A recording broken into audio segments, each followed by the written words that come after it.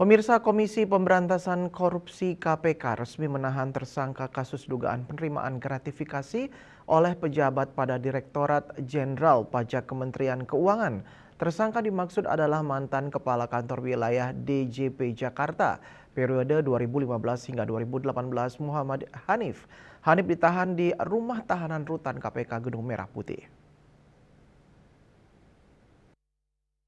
PLT Direktur Penyidikan KPK Ahmad Taufik mengatakan melakukan penahanan terhadap Muhammad Hanif untuk 20 hari pertama terhitung sejak tanggal 19 Agustus sampai dengan 7 September 2026. KPK menduga tersangka menggunakan pengaruh dan koneksinya untuk kepentingan pribadi. Salah satunya dengan meminta bawahannya mencarikan sponsorship untuk acara fashion show anaknya. Permintaan itu kemudian disampaikan kepada sejumlah perusahaan yang berstatus wajib pajak. Beberapa perusahaan merespons dengan mengirimkan dana sponsorship langsung ke rekening anaknya. Selain itu, sepanjang 2014 hingga 2022, tersangka diduga menerima gratifikasi dalam bentuk valuta asing melalui perantara BSA. Uang tersebut kemudian ditempatkan dalam deposito senilai 10 miliar rupiah.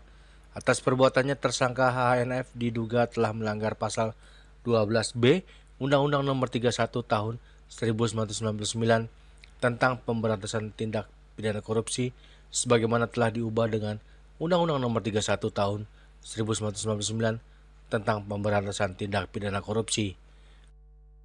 Pada saat menjabat sebagai Kepala Kantor Wilayah Direktorat Jenderal Pajak Jakarta Khusus PMA.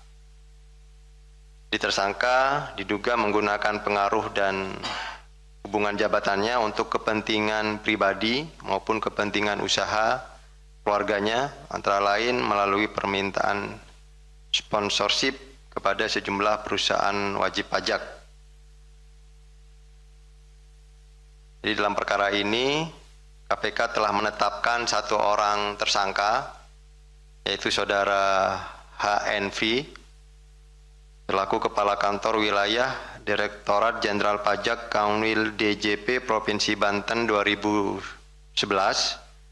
dan Kepala Kanwil DJP Jakarta Khusus 2015-2018.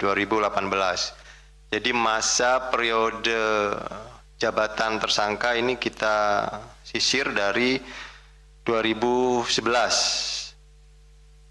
sampai dengan tahun 2018.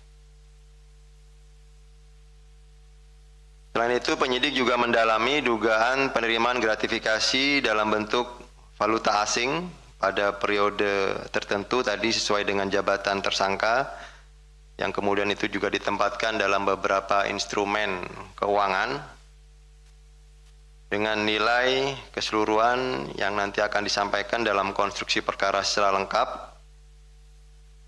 Dan kami Dari Jakarta, Julius Wahata dan Ketut Sumadi Hasa melapor.